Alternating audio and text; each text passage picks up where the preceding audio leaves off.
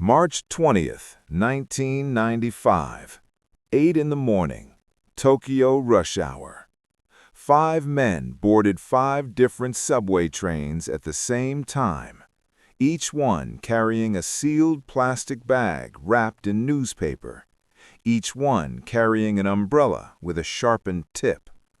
At exactly the same moment, all 5 men puncture their bags with the umbrella tips and walk off the train. Within minutes, passengers begin collapsing, eyes burning, lungs seizing, bodies convulsing on the platform floors. The bags contained sarin, one of the most deadly nerve agents ever created. 12 people died, over 6,000 were injured. Tokyo's entire subway system shut down during morning rush hour, and the man who ordered it was sitting in a darkened room in his compound, completely blind, claiming to be both Jesus Christ and the Buddha reincarnated. This is Shoko Asahara. Shoko Asahara was born Chizuo Matsumoto in 1955 in Japan.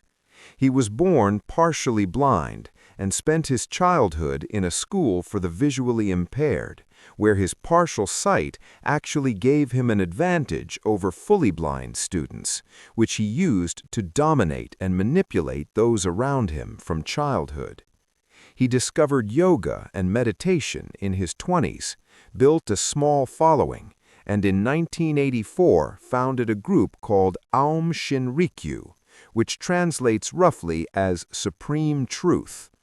His pitch was a combination of Buddhist meditation, Hindu cosmology, and Christian apocalypse prophecy. He claimed to have achieved enlightenment. He claimed to be able to levitate. Photographs were taken of him appearing to hover above the ground, later proven to be staged jumping shots, but his followers believed. And they were not uneducated people. Aum Shinrikyo attracted engineers, scientists, doctors, and university graduates, people with the technical knowledge to actually build what Asahara was about to demand. Through the late 1980s and early 1990s, Asahara's teachings became darker.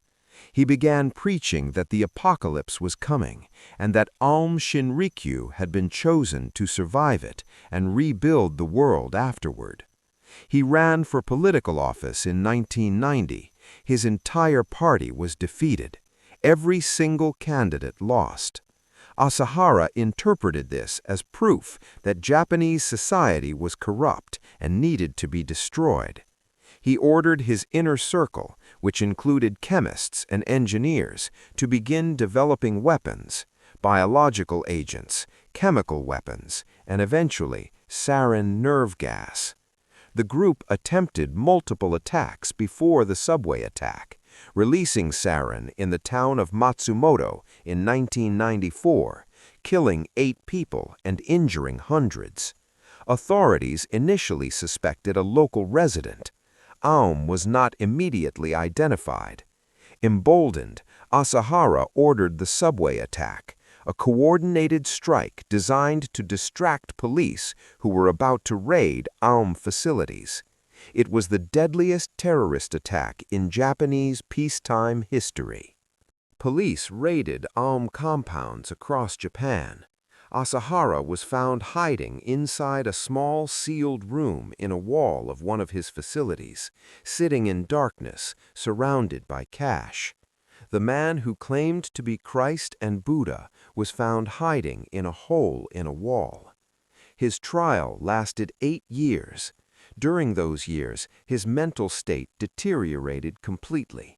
The man who had lectured for hours on cosmic truth stopped speaking entirely. He stopped bathing. Prison officials reported he had lost control of his bodily functions and wore adult diapers. His lawyers said he was no longer mentally competent. In 2004, he was convicted and sentenced to death. The execution was delayed for 14 years by appeals. On July 6, 2018, Shoko Asahara was hanged. 6 of his disciples were executed at the same day at different facilities across Japan. The government revealed the executions only after they had already been carried out. The man who claimed to be a living god died in a prison jumpsuit, in diapers, unable to speak. Aum Shinrikyo still exists today under a different name, Aleph. Thousands of members remain in Japan. The Japanese government monitors them constantly. The survivors of the subway attack still live with the effects. Many suffered permanent neurological damage. Some lost their sight. The trauma of that morning in 1995 has never fully left the people who were there. 12 people died because one man convinced brilliant, educated people that the apocalypse was coming and that they had been chosen to bring it. The most dangerous cults are not the ones in the jungle. They're the ones in the city, the ones with scientists, the ones with laboratories. Subscribe and turn on the bell. New dark history every single day. We are almost at 1,000. He never personally killed anyone. Not a single victim. Not one murder committed by his own hands. He was not present at any of the crime scenes. And yet, Charles Manson was sentenced to life in prison for murder 9 times over. Because what Manson understood, better than almost anyone in the 20th century, was that you do not need to hold the knife yourself. You just need to find the right people and convince them that God told them to. This is the real story of Charles Manson. Charles Manson was born in 1934 to a 16-year-old mother who reportedly once sold him to a waitress for a pitcher of beer. His uncle retrieved him. His mother was in and out of prison.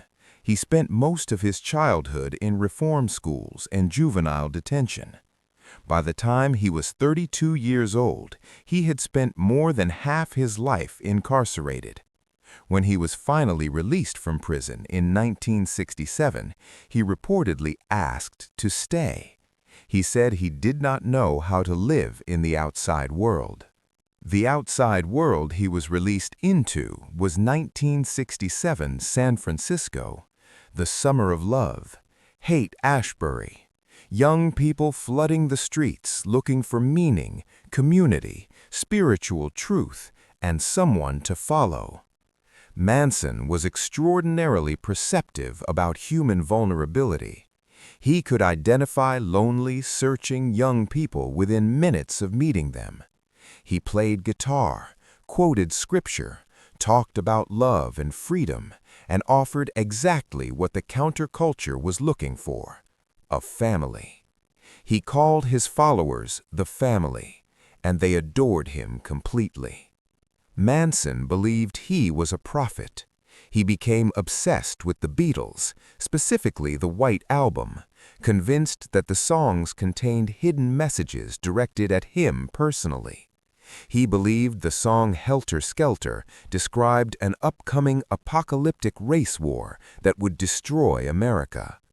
Manson believed that Black Americans would rise up, destroy white society, and then be unable to govern themselves, at which point Manson and his family would emerge from a bottomless pit in the desert where they had been hiding, and Manson would rule the world. To trigger this race war, Manson decided his family needed to commit murders and frame them for Black militant groups. In August 1969, family members entered the home of actress Sharon Tate and killed 5 people. The following night, they killed 2 more. The murders were savage and deliberately staged to look like the work of a political group. Manson was not there for either night of killings. When Manson was arrested, tried, and convicted, he became the most famous criminal in American history almost overnight. His image, the wild eyes, the swastika carved on his forehead, the hypnotic stare, became an icon of evil. He spent 46 years in prison. He gave interviews. He sold art. He had pen pals. He received more mail than almost any other prisoner in the American system. People were fascinated.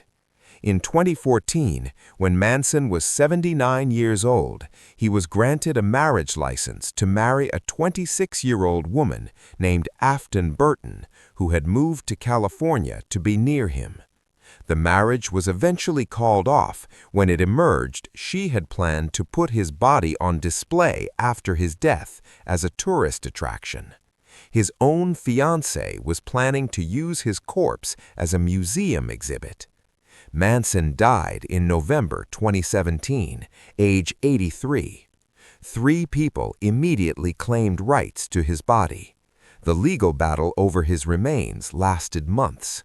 The man who wanted to start a race war died as a sick old man, handcuffed to a hospital bed, with strangers fighting over his corpse. Charles Manson never needed a weapon. He needed something far more powerful, the ability to make other people believe that their worst impulses were divine commands. He found broken people. He gave them love. He gave them family, and then he gave them permission. That is the Manson method, and it worked. Subscribe and hit the bell. New dark history every single day. Drop a comment telling me which story hit you hardest. Almost at 1,000 subscribers. Let's get there together. In April 2021, police in Colorado entered a house following a tip about a dead body. What they found was not a crime scene in any conventional sense. They found a mummified corpse lying in a sleeping bag, decorated with Christmas lights, surrounded by candles and flowers. 2 children were living in the house. The followers present told police she has not died, she has ascended. Her physical vessel is resting. The body had been dead for weeks. Her skin had turned permanently blue. She weighed 75 pounds when she died. Her name was Amy Carlson. Her followers called her Mother God. She claimed to be 19 billion years old. Amy Carlson was a former fast food worker from Colorado who, in the early 2000s, began developing and sharing New Age spiritual beliefs online. She believed she was a reincarnated deity, the divine feminine incarnate, a 19 billion-year-old cosmic being who had chosen to inhabit a human body. She founded a group called Love Has Won. It began as an online community, but eventually became a physical commune with a small group of devoted live-in followers. Her teachings were a mixture of New Age spirituality, alien contact beliefs, conspiracy theories, and a deep conviction that she was literally God in female form. She called herself Mother God. Her followers accepted this completely. The group live-streamed constantly, hours of daily content showing Amy drinking, rambling, and delivering spiritual messages. The streams attracted a following of thousands of online viewers. But behind the live streams, the reality inside the commune was very different. Amy Carlson had become convinced that colloidal silver, a liquid supplement heavily promoted in conspiracy wellness communities, had miraculous healing properties. She began consuming it in enormous quantities daily. Prolonged consumption of colloidal silver causes a condition called argyria. Silver particles accumulate in the body's tissues and permanently stain the skin a blue-gray color. It cannot be reversed. There is no treatment. By 2020, Amy Carlson's skin had turned a deep blue-gray color, visible in every live stream. Her followers interpreted this as a sign of her divine nature, proof that she was literally transforming into something beyond human. Simultaneously, she was severely restricting her food intake.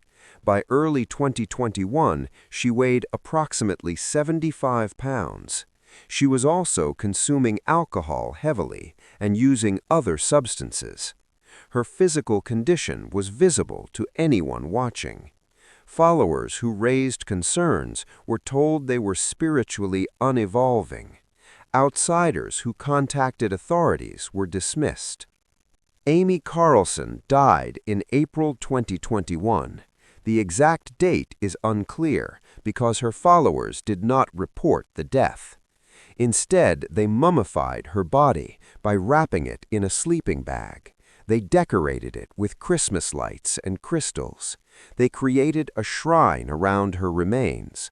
For weeks, the group traveled with her corpse, moving between houses and Airbnb rentals in Colorado, taking Mother God with them. When police finally entered the house following an anonymous tip on April 28th, they found 7 adults present with the mummified remains. 2 children were living in the same house as the decorated corpse. The followers told police she had not died, she had ascended to the 5th dimension, and her body was simply resting. 7 adults were arrested and charged with abuse of corpse and child abuse. The autopsy confirmed she had been dead for weeks from alcohol abuse, severe malnutrition, and the cumulative effects of colloidal silver poisoning. The woman who claimed to be a 19-billion-year-old god was killed by a wellness supplement she found on the internet. Love Has Won still has online followers today.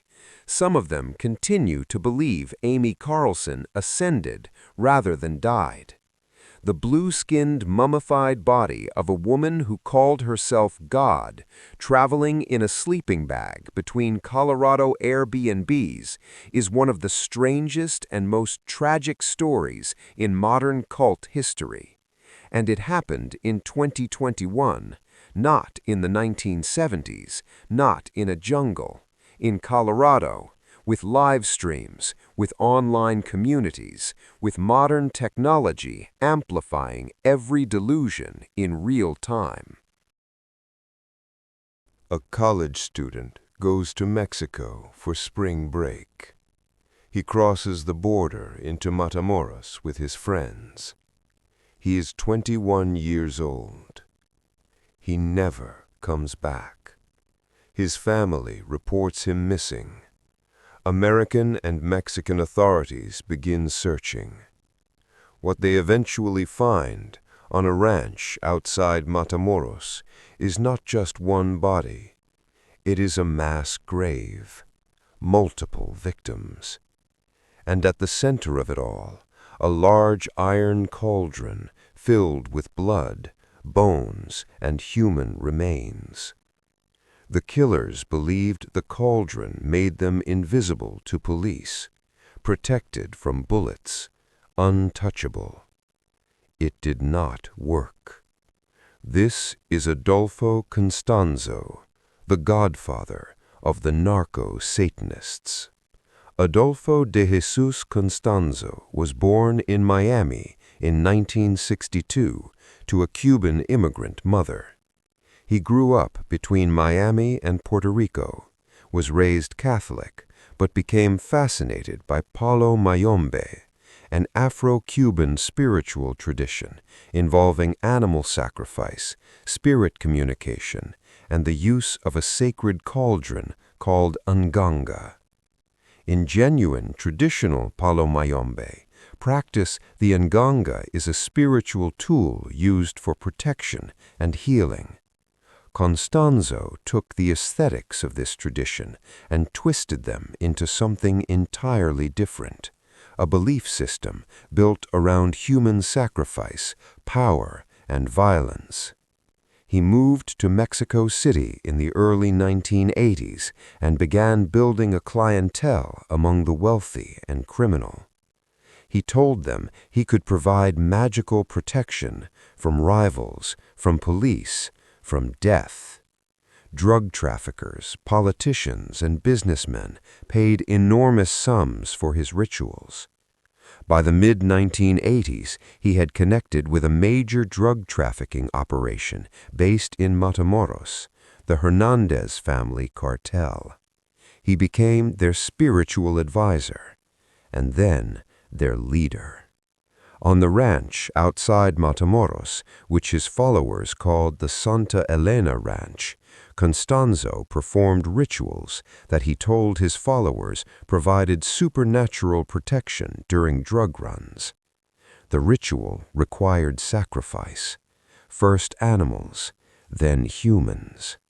Victims were kidnapped, tortured, killed, and their body parts added to the nganga.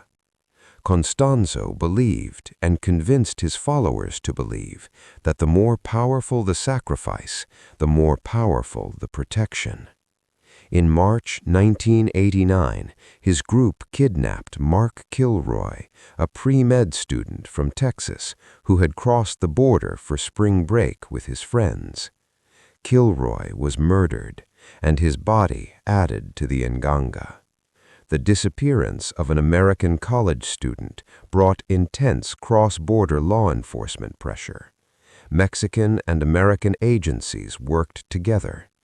Eventually, the ranch was discovered.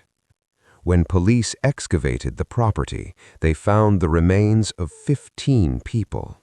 The nganga contained blood, brains, spinal cord tissue, and animal parts. The scene was unlike anything Mexican law enforcement had encountered. Constanzo fled to Mexico City with his closest followers, including his lover and bodyguard, Martin Quintana Rodriguez. Police tracked them to an apartment building. As officers surrounded the building, Constanzo appeared at the window and threw handfuls of cash into the street, trying to create a distraction with the crowd.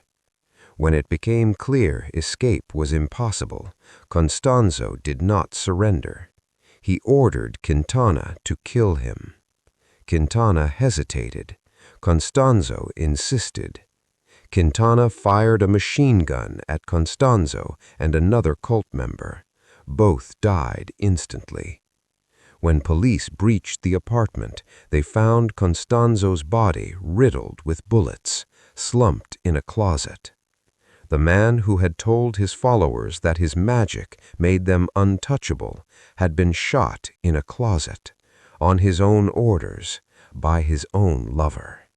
No magic. No protection, just a closet and a machine gun. The Constanzo case exposed something that law enforcement had not fully understood, the intersection of organized crime and occult belief in Mexican drug trafficking. The idea that supernatural protection could be purchased through violence was not unique to Constanzo. Similar beliefs existed across multiple trafficking organizations. Mark Kilroy's family established a scholarship in his name. He had been planning to become a doctor. He was 21 years old. Subscribe and turn on the bell. New dark story every single day. Almost at 1,000. Every subscriber counts. October 1994. Firefighters respond to burning buildings in Switzerland. Inside the ruins, they find 48 bodies. Many are wearing ceremonial robes. Some are arranged in a circle. Some have been shot. Some have been poisoned. Some were children. 3 days later, 5 more bodies in Canada. A burned house, a Swiss diplomat and his family, murdered by cult members before the fires were set. 2 years after that, 16 more dead in France. Same organization, same ritual, same coordinated death.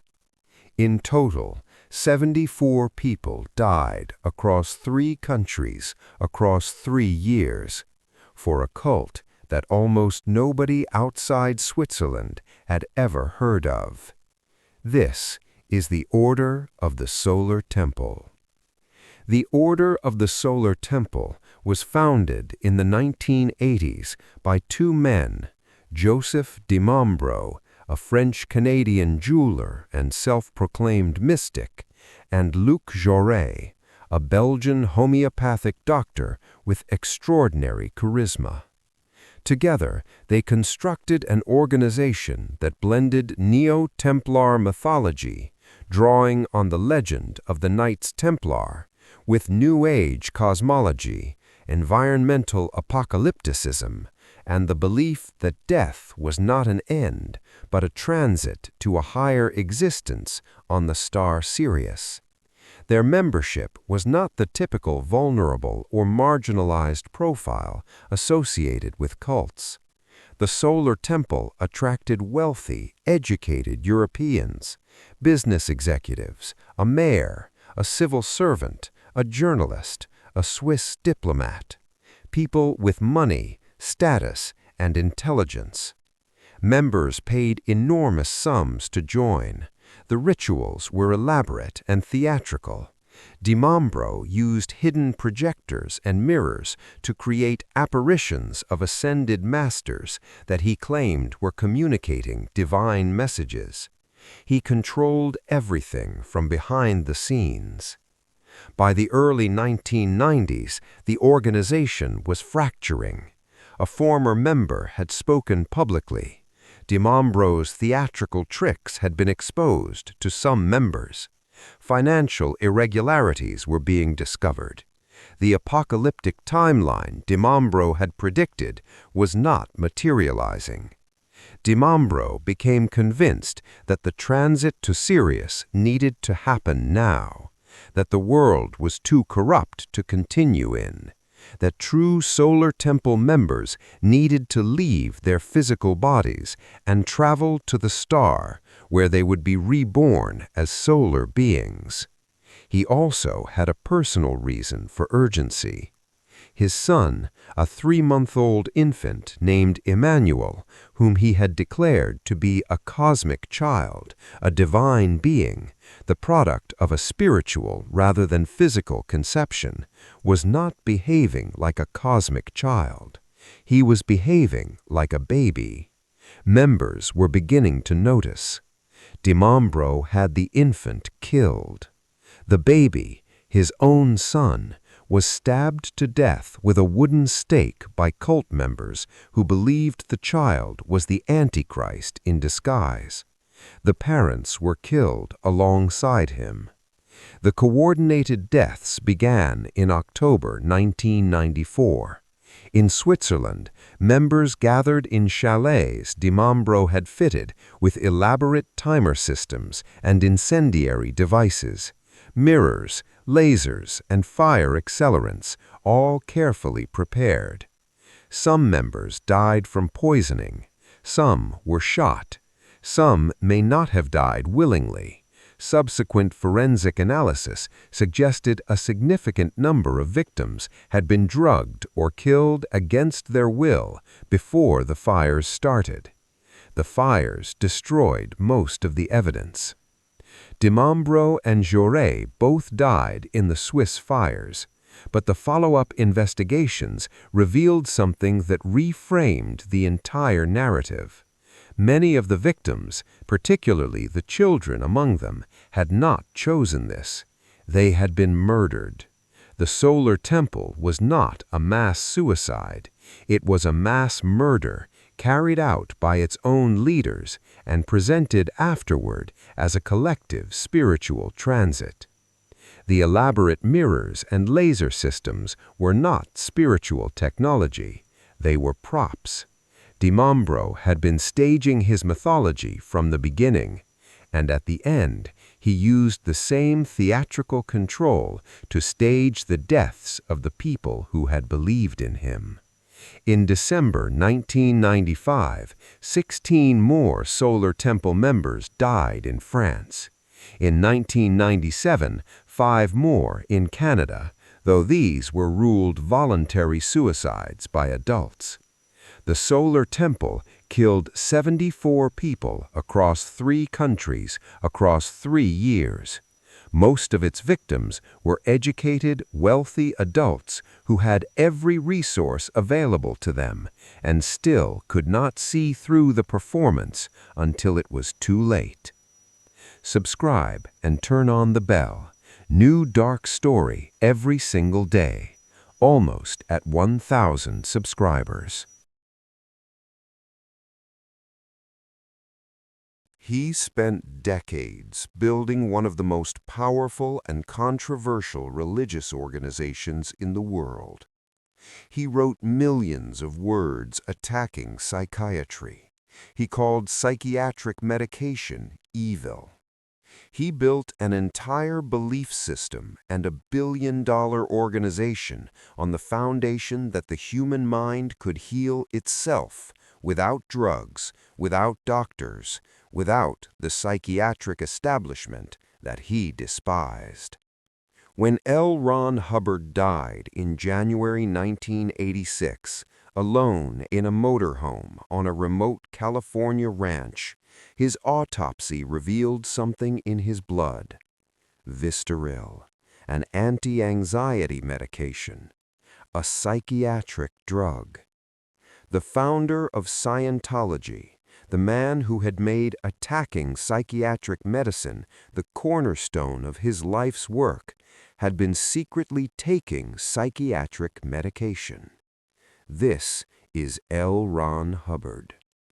Lafayette Ronald Hubbard was born in 1911 in Nebraska. He was, by almost every account, an extraordinary storyteller and an extraordinarily complicated man. He served in the U.S. Navy during World War II, though his service record is disputed, and claims he made about his war heroism were later contradicted by official Navy documents. He was a prolific science fiction writer in the 1940s, producing enormous quantities of pulp fiction for magazines. In 1950, he published Dianetics, a self-help system he described as a science of the mind.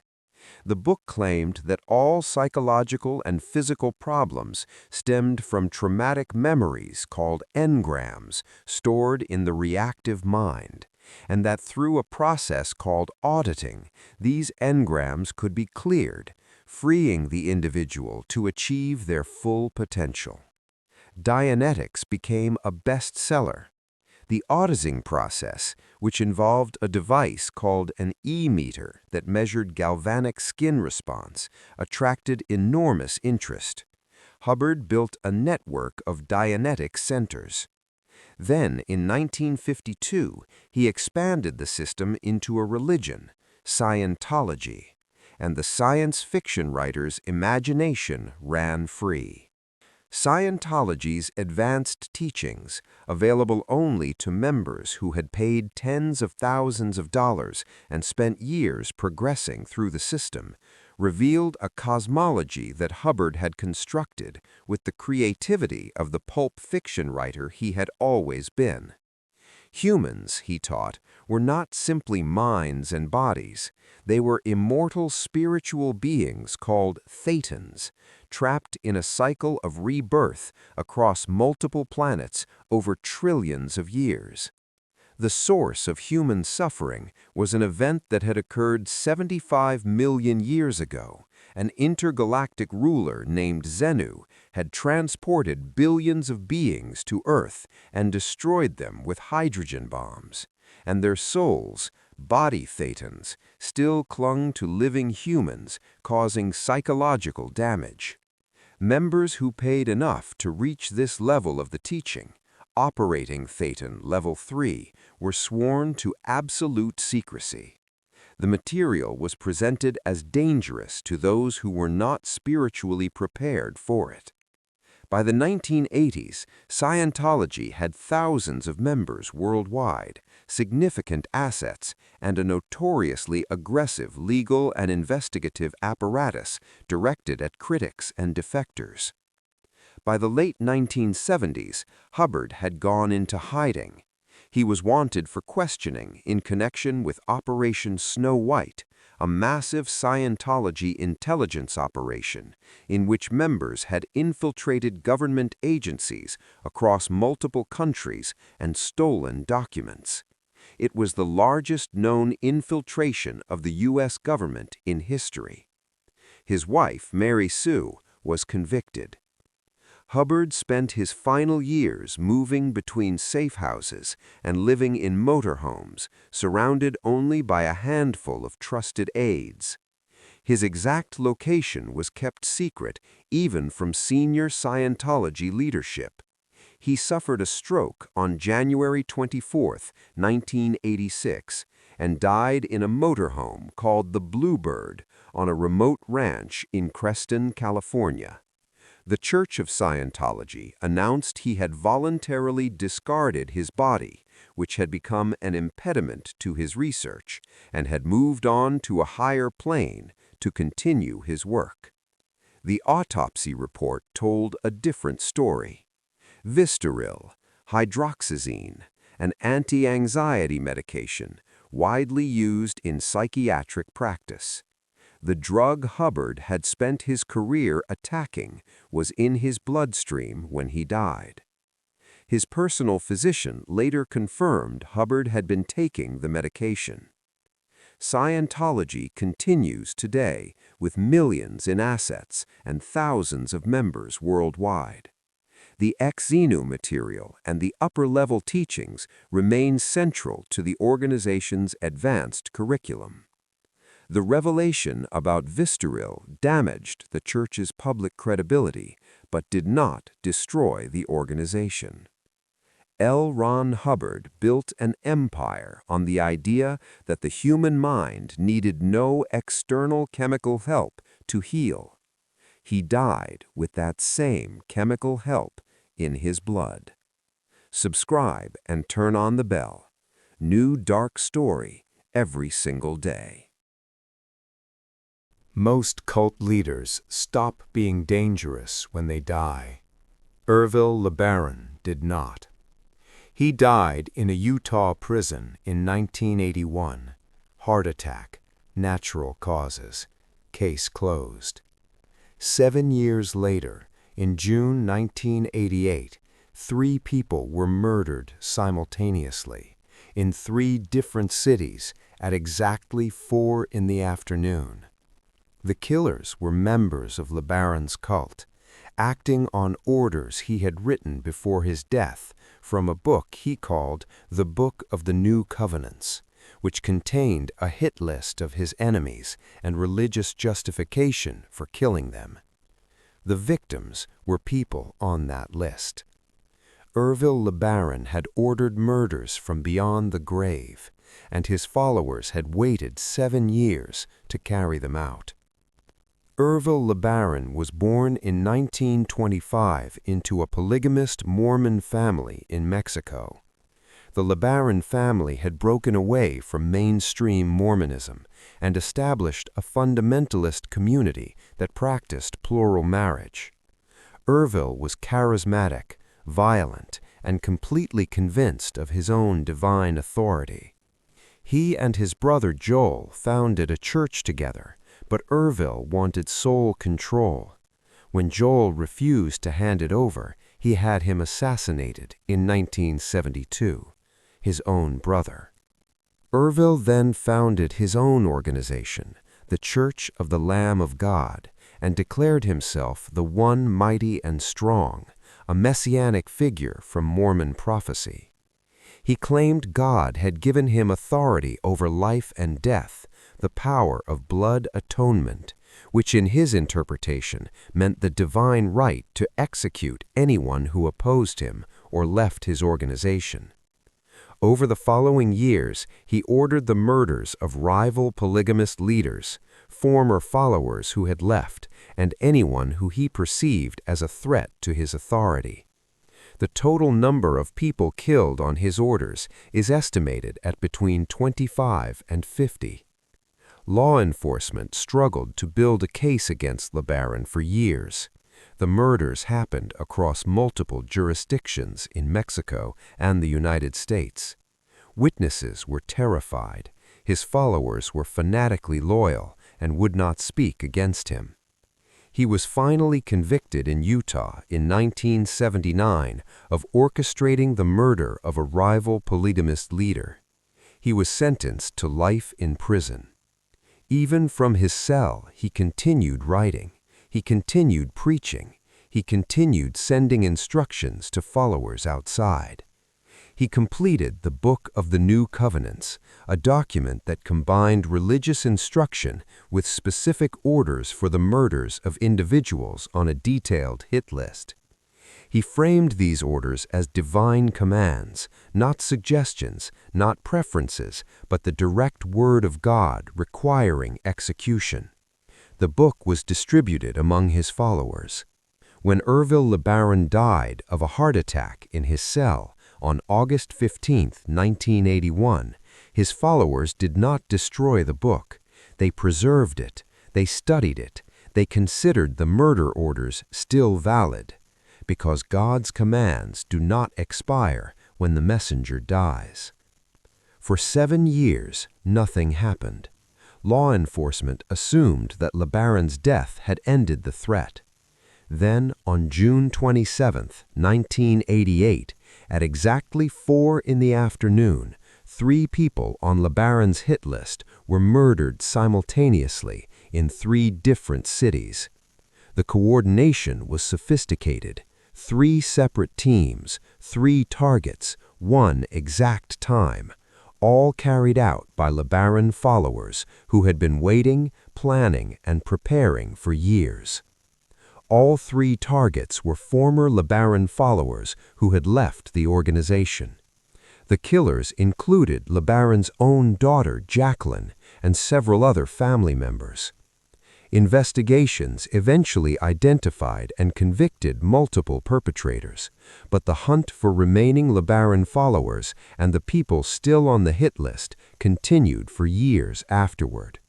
Several more people on the list were killed in subsequent years by different followers acting on the same written orders. The last killing directly attributed to LeBaron's book occurred in 1993, 12 years after his death. Ervil LeBaron never held a weapon himself. Like Manson, his power was entirely in the instructions he gave to others. But unlike Manson, his instructions outlasted him by over a decade. The Book of the New Covenants turned his death into a beginning rather than an ending. His followers did not mourn him. They waited for the right moment to fulfill what he had written. Most dangerous people stop being dangerous when they stop breathing. Ervil LeBaron found a way around that. Subscribe and turn on the bell. New dark story every single day. We are almost at 1,000. Every single subscriber counts. Thank you for watching.